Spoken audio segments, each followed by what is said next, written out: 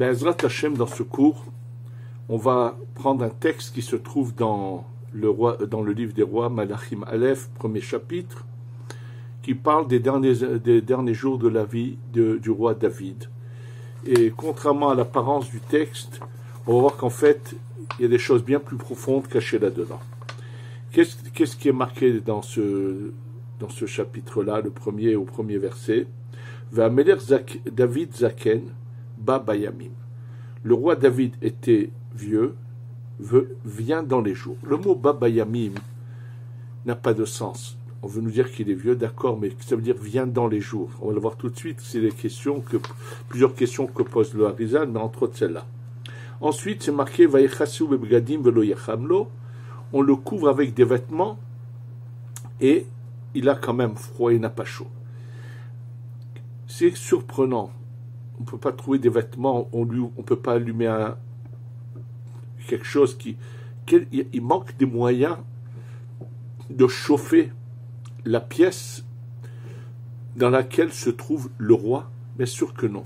Donc, imaginez un instant que ça voudrait dire, les mots vont dire ce qu'ils veulent dire, ça n'a pas de sens. Et il y a encore d'autres questions. Tout ce que je vous pose comme question se trouve dans le livre du Harizal qui s'appelle Sefer HaLikutim, qui parle de cela en long et en large, sur ce passouk-là. Et ensuite, qu'est-ce que trouvent à faire ces proches collaborateurs, qu'on appelle ces serviteurs, mais qui sont de grands érudits en Torah, Vayom Roulo Avadav, donc ces proches collaborateurs qui sont la matière grise du peuple d'Israël, qui sont les plus érudits dans Torah. Qu'est-ce qu'ils donnent comme conseil? Yevakshu la doni amelech nahara betula, qu'on trouve au roi une jeune fille qui est vierge, ve'amda lifnei amelech, elle va être devant le roi, vatei lo sochenet. Le mot sochen en hébreu veut dire, quand je parle d'un agent de voyage ou un agent, dit sochenet, c'est autre sochen. Là, donc, qu'est-ce que veut dire qu'elle va être sochenet? C'est pareil, c'est la question que pose encore le Harizal. Ve'shachva behekecha, et elle va se coucher près de toi, ve'hamla doni amelech, et donc le roi aura chaud. Bien sûr, tout de suite, le Harizal pose plusieurs questions. Pourquoi le roi David a plusieurs épouses, a plusieurs concubines? Pourquoi faut-il trouver une femme de l'extérieur? S'il a besoin d'un jeune corps pour le réchauffer, une de ses épouses pourrait faire cela. Pourquoi fallait-il aller chercher et trouver? Et c'est marqué Vayivakshu Nahara Yafa. Ils ont cherché une jeune fille belle. Quelle est l'importance si elle est belle ou pas? S'il s'agit de réchauffer le roi David, et au contraire, comme le dit le Harizal, il dit que elle peut ne pas être belle, avoir un sang chaud et n'a rien à voir. La beauté n'a rien à voir ici. Ils ont cherché dans tout le peuple, dans toute la frontière d'Israël. Vaïm Tseou, ils ont trouvé une grande trouvaille. Qui ils ont trouvé? Avishag Ashunamit. Donc ils ont trouvé Avishag Ashunamit. Vayaviu Otal Amelech, ils l'emmènent chez le roi. Ve'anahara Yafa Admeot. Et cette jeune fille est très très belle. Et elle est un peu au service. De nouveau, le mot Sochenet est utilisé, elle sert devant le roi. Mais le roi David ne s'accouple pas avec elle, n'a aucune relation avec elle. Et juste après cela, qu'est-ce qu'il est raconté? Que un des fils de David, sachant que son père est maintenant presque pas loin de la mort, décide de prendre de force le règne. Il s'agit de Adonia ben Chagit, qui décide de régner, et les guerriers les plus forts du roi David se joignent à lui et il fait un festin. Bien sûr, il sait qui est invité, qui n'est pas invité, puisqu'il sait qu'en réalité, c'est son demi-frère Shlomo, Salomon, qui doit être le roi, le fils de Bathsheba. Comme dit le Harizal, quel lien il y a entre ces deux événements?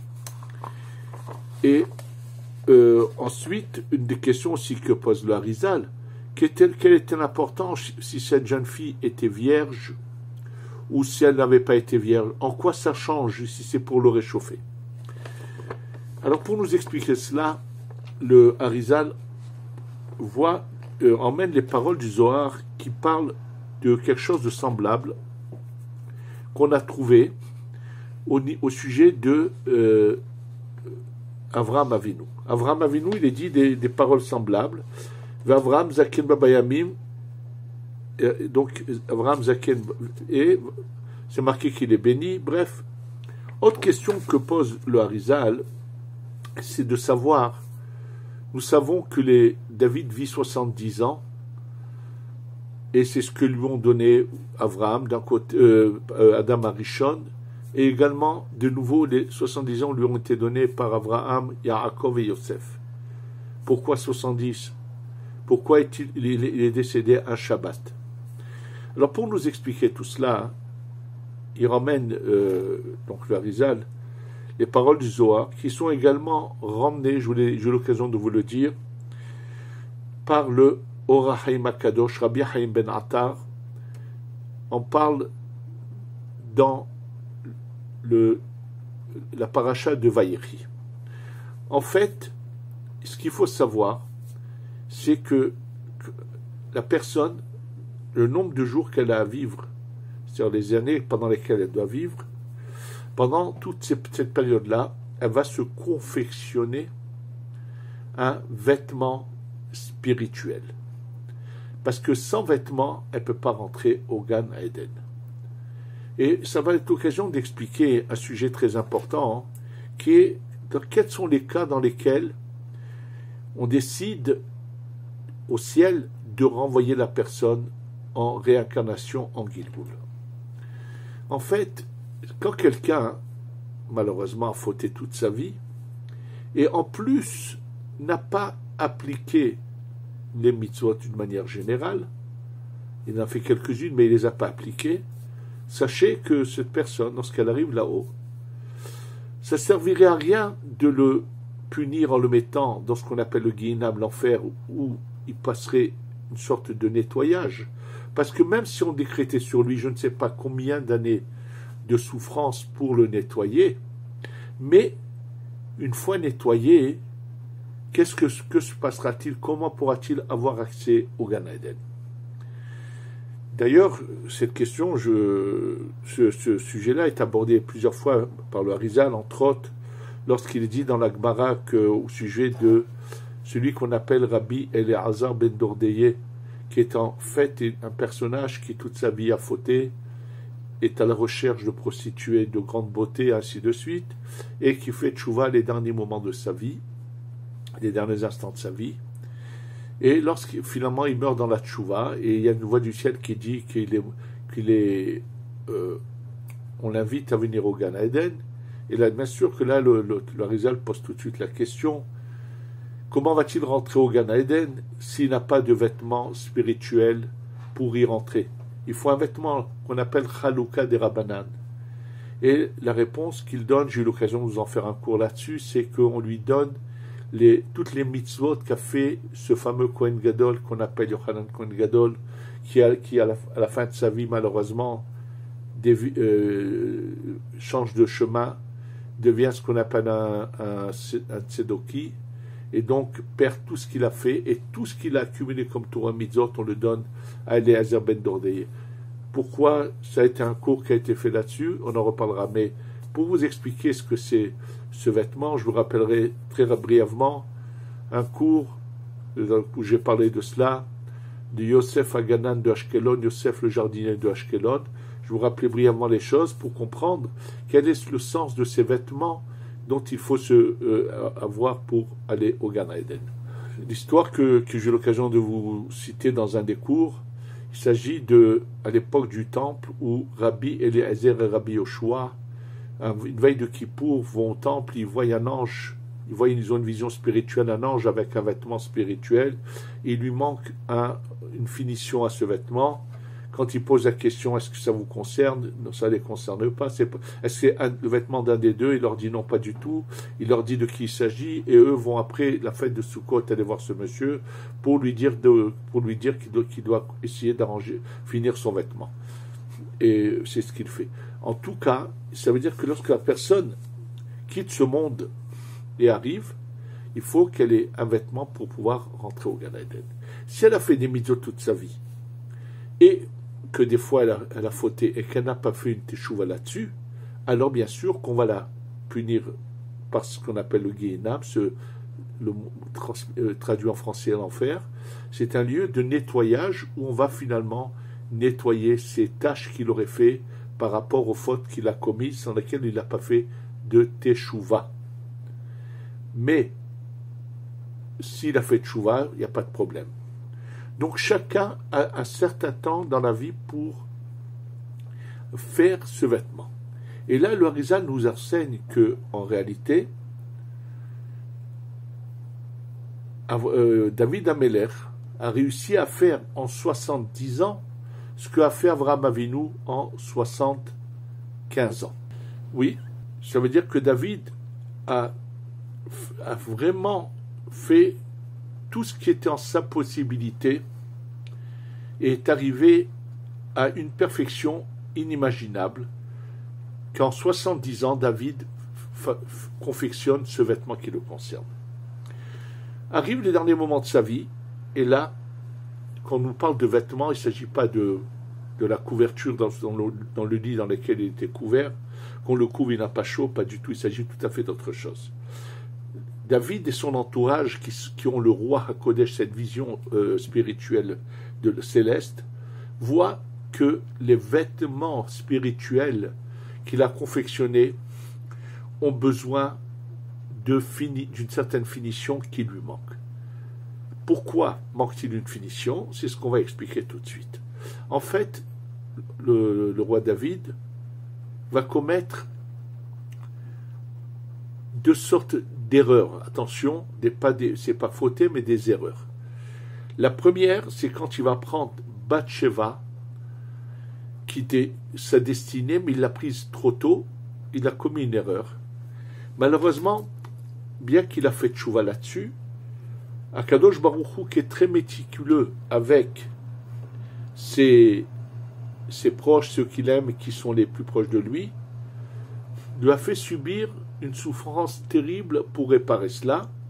C'est lorsque son fils Avshalom veut prendre le pouvoir de force, et en fait, le roi David est obligé de se sauver pour ne pas être tué par son fils Avshalom, et il laisse 10 de ses concubines dans le château, et Avshalom vient, non seulement qui prend la place de son père, et il viole ces 10 concubines de son père.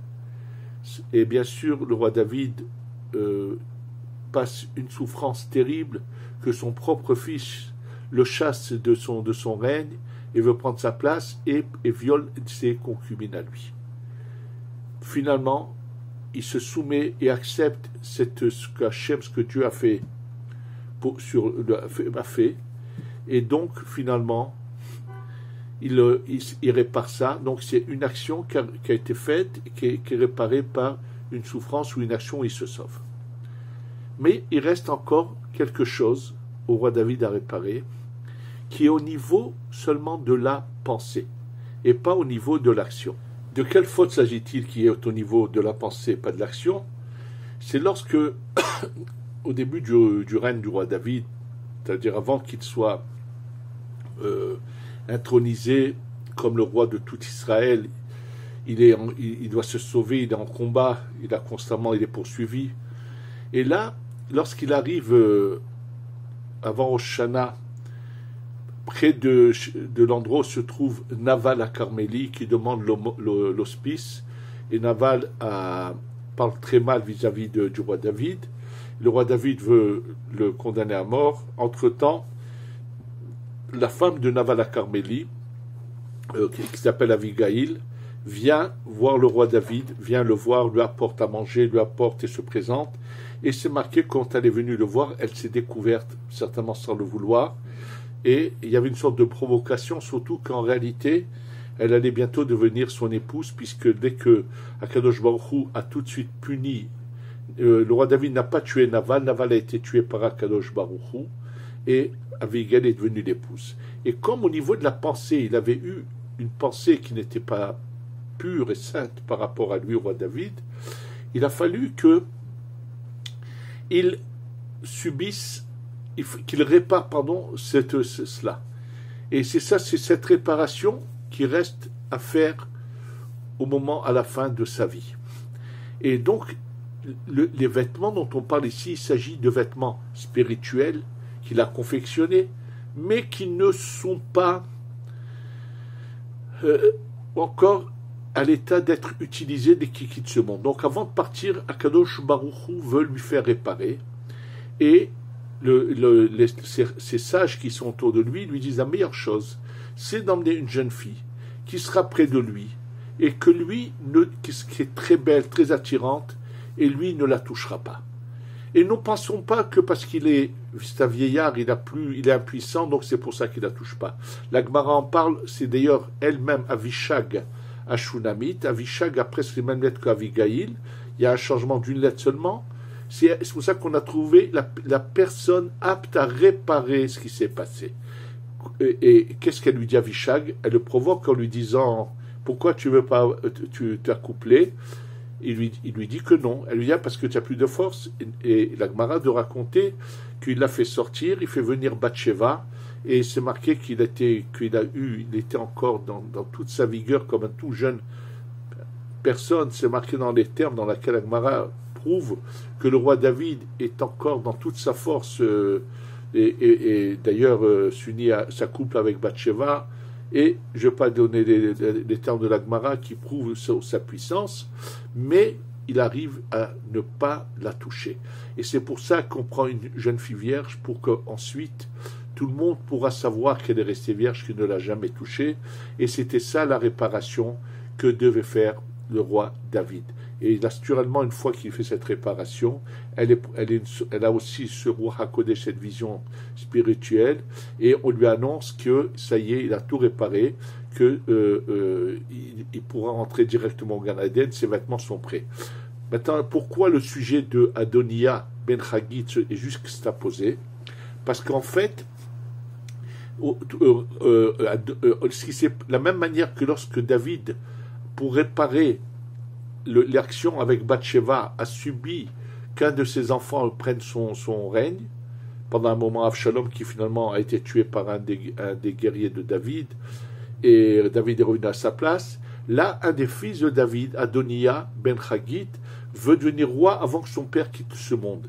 Et là, au moment où il fait cette réparation avec Avishag, à ce moment-là, le prophète Nathan Hanavi, le prophète Nathan, voit très bien qu'il n'aura pas besoin de subir encore le même épisode que s'est passé avec Avshalom, étant donné que maintenant David a réparé. Donc bien que Adoniya essaye de profiter de cette situation de faiblesse, où il pense qu'il pourra se mettre roi déjà du vivant de son père, pour que lorsque son père meurt, il continue, que se passe-t-il? À ce moment-là, le prophète Nathan dit à Bathsheba de rentrer chez David et de lui dire qu'Adoniya a voulu s'introniser.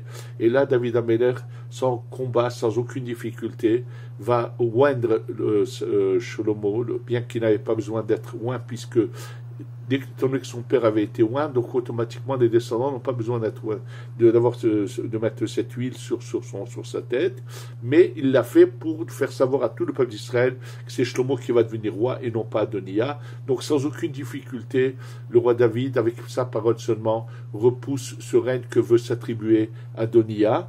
Et pourquoi il n'a pas réussi Adoniya? Étant donné que cette menace qui pesait sur David était uniquement s'il n'avait pas tout réparé. Comme le roi David a tout réparé, cette menace disparaît. C'est pour ça que c'est juxtaposé. Donc en fait ici, on est en train de nous parler de tout à fait notre sujet. Il faut que chacun de nous sachions que toute la vie, on est là pour préparer ce vêtement du Gan Eden. Le Mashiach arrive, oui, mais on passe au-dessus, à l'étape au-dessus, il nous faut ce vêtement. Donc c'est ne jamais rater un jour les tefilines, pas nos prières, faire tout. Et si on a trébuché, on a fait une erreur qu'il ne fallait pas faire, de faire immédiatement teshuva, se repentir.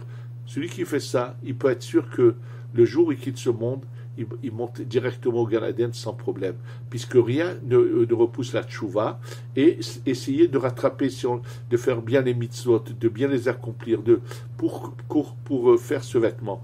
D'ailleurs, Rabbi Daftaya, dans son livre Minchat Yehuda, quand il explique ce sujet-là, il explique qu'en fait, on ne fait pas addition et soumission, c'est-à-dire, et on ne retire pas mitzvot contre averot. Ce sont deux choses différentes.